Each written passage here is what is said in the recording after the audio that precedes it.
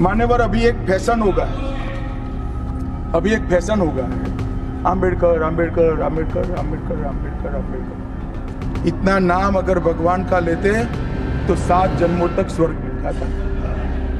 अच्छी बात है ना? सुनिए तो मान्यवर, अभी एक फैशन होगा, अभी एक फैशन होगा, अंबेडकर अंबेडकर अंबेडकर अंबेडकर अंबेडकर अंबेडकर। इतना नाम अगर भगवान का लेते तो 7 जन्मों तक स्वर्ग मिलता था। अच्छी बात है ना? सुनिए तो मान्यवर, अभी एक फैशन होगा, अभी एक फैशन होगा, अंबेडकर अंबेडकर अंबेडकर अंबेडकर अंबेडकर अंबेडकर। इतना नाम अगर भगवान का लेते तो 7 जन्मों तक स्वर्ग मिलता था। अच्छी बात है ना? सुनिए तो अमित शाह माफी मांगो, अम्बेडकर का अपमान नहीं सहेंगे, नहीं सहेंगे, नहीं सहेंगे, अम्बेडकर का अपमान नहीं सहेंगे, नहीं सहेंगे, नहीं सहेंगे। अमित शाह माफी मांगो, माफी मांगो, माफी मांगो, अमित शाह।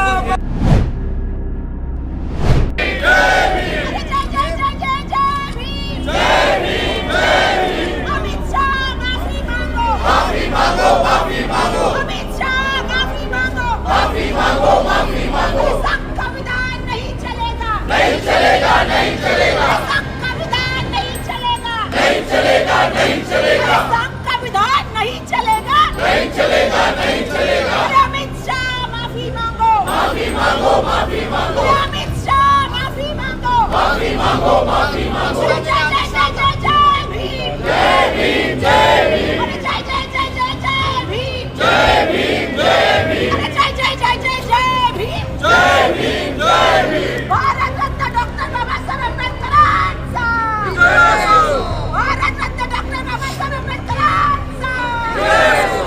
नहीं चलेगा, नहीं चलेगा, अम्बेडकर का अपमान नहीं चलेगा, नहीं चलेगा, नहीं चलेगा। अमित शाह माफी मांगो, माफी मांगो, माफी मांगो, अमित शाह माफी मांगो, माफी मांगो, माफी मांगो।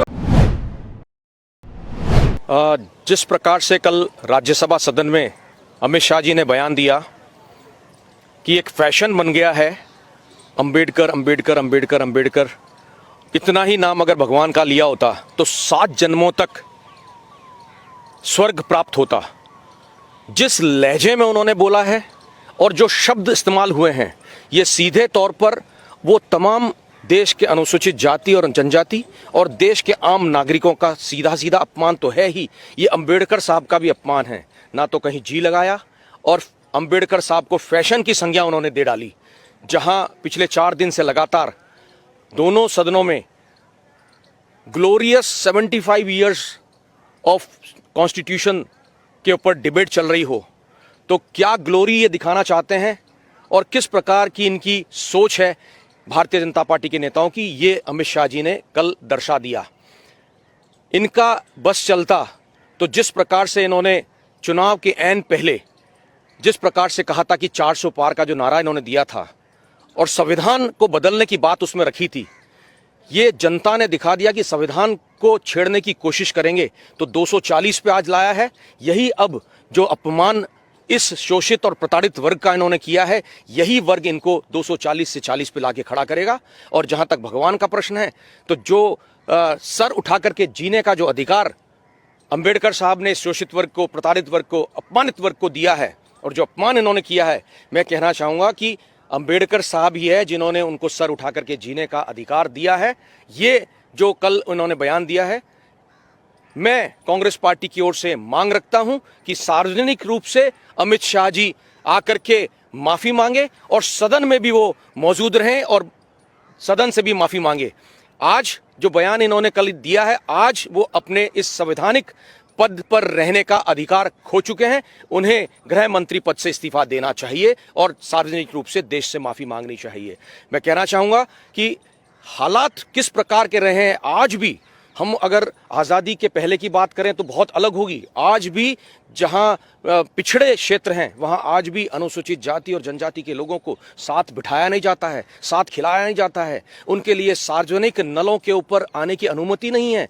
पृथक रूप से उनको अपने पानी की व्यवस्था करनी होती है। उनको स्कूलों के अंदर जाने नहीं दिया जाता है, बच्चों को पढ़ने नहीं दिया जाता है। आज भी उनके शादी ब्याहों के अंदर उनको घोड़ी पे चढ़ने नहीं दिया जाता है। ये हालात है और ये बात करते हैं कि अगर अंबेडकर साहब की जगह भगवान का नाम लिया होता तो स्वर्ग मिलता। मैं कहना चाहूंगा जो ये प्रोपेगेंडा बना रहे हैं अब, चूंकि चूक तो अमित शाह जी ने कर ही दी है। लंबा चौड़ा कल 2 घंटे का भाषण उन्होंने चेपा और जिस प्रकार से ग्लोरियस 75 ईयर्स की बात हम करते हैं कॉन्स्टिट्यूशन की, वहां ग्लोरी की बात कहीं नहीं कही है, कहीं नहीं कही है। जितने नेगेटिव्स हो सकते थे पिछले सालों के अंदर उनको खंगालने का काम इन्होंने किया है। ये लाते उन तमाम चीजों को जो उपलब्धि थी देश की, संविधान की, ये जिस प्रकार से कल भाषण था, ये संविधान के ग्लोरियस ईयर्स को उन्होंने नहीं दर्शाया है। संविधान का अपमान करने का काम इन्होंने किया है और वही अगर 400 पार ही होते तो इस संविधान को तार तार करने का भी ये लोग काम करते। इन्होंने जिस प्रकार से उन पन्नों को निकाला है जहां कहीं कोई विरोधाभास था, आपस में आपसी पार्टियों के अंदर विरोधाभास होते हैं और उसको बहुत सम्मानजनक तरीके से आपस में या सदन में रखना होता है। लेकिन जो परिस्थितियां थी, इनके नेताओं ने जिस प्रकार से बात को रखा, इनकी सोच का पता चलता है कि इनकी सोच जो है इस शोषित वर्ग के लिए और संविधान के लिए और अंबेडकर साहब के लिए क्या है, किस प्रकार के ये लोग हैं, ये आज जनता जान चुकी है। मैं समझता हूं कि पिछले 12-13 घंटों से लगातार इसी बात पर पूरे देश में चर्चा हो रही है, सोशल मीडिया पे ये फ्लोट हो रहा है और ये लोग अब अपने आप को बचाने के लिए कह रहे हैं कि कांग्रेस ने इस क्लिप को तोड़ मरोड़ के पेश करने की कोशिश करी है। मैं स्वयं मौजूद था सदन के अंदर और सदन में जिस तरह के हालात बने हुए थे वो देखने लायक थे।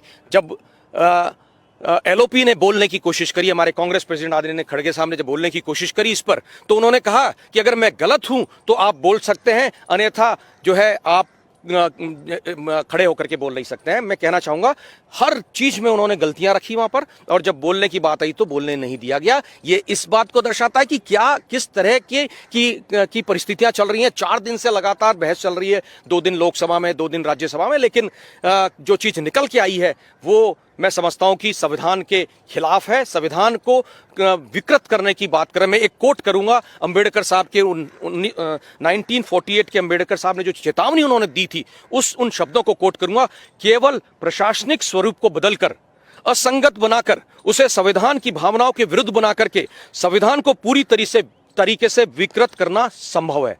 तो ये विकृत इस संविधान को करने की कोशिश कर रहे हैं। मैं इस मौके पे कहना चाहूंगा कि इनका सोच जो है वो इस शोषित वर्ग के प्रति सम्मान की भावना नहीं रखता है। ये बात कर रहे थे कल जिस प्रकार से इन्होंने अमित शाह जी ने कहा कि मुस्लिम समाज के लिए उन्होंने जो है 3 तलाक की बात करके और उनके पक्ष में बात रखी है। मैं उन तमाम घटनाओं का भी जिक्र करना चाहूंगा। खरगोन को याद करो, जहांगीरपुर दिल्ली को याद करो, उन्होंने बिना बताए बुलडोजर से उन संपत्तियों को ध्वस्त कर दिया जो मुस्लिम समाज की थी। ये चाहे अनुसूचित जाति हो, चाहे अनुसूचित जनजाति हो, पिछड़ा वर्ग हो, मुसलमान हो, महिलाओं हो, इनका रवैया जो है किस तरह का है, ये इनकी विकृत मानसिकता दर्शाती है। जो लहजा था वही मैं समझता हूं कि गलत था। देश इनसे माफी मांगने के लिए इनको मजबूर करेगा और कांग्रेस स्टैंड लेगी कि हम लोग सदन में और सदन के बाहर इनका असली आईना, इनका चेहरा, इनका जो है देश के सामने रखें। धन्यवाद। And I want to start my speech by quoting what the supreme leader, not of the BJP, but of the modern interpretation of the ideas of the RSS has to say about the Constitution of India and about how he thinks India should be run. The worst thing about the Constitution, the worst thing about the Constitution of India is that there is nothing Indian about it. Manusmriti is that scripture which is most worshipable after Vedas for our Hindu nation, and from which our ancient times have become the basis of our culture, customs, thought, and practice. This book, for centuries, has codified the spiritual and divine march of our nation. Today, Manusmriti is law. These are the words of Savarkar.